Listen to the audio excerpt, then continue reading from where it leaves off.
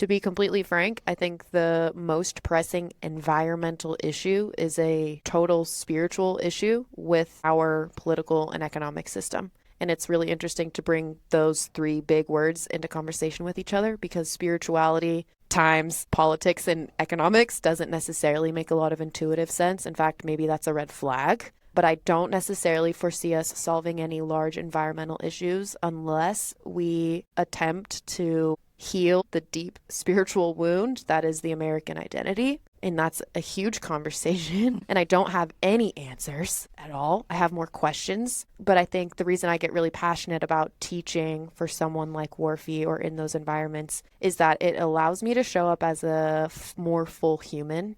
When I'm out in the environment, when I'm sleeping in a tent, when I'm around the campfire, when I'm making food with students, it gives me the opportunity to show up as a full embodied human who's ready to engage in all kinds of conversations that depart away from but are intrinsically linked to our political situation, our economic situation, but also the interpersonal lives of our students. And a lot of them come to these courses with the academic background that we are there for, but also are asking really deep questions about what it means to be a human being and what it means to be on the earth at this time. And some of those answers that I help them arrive at for themselves can't be answered in a textbook.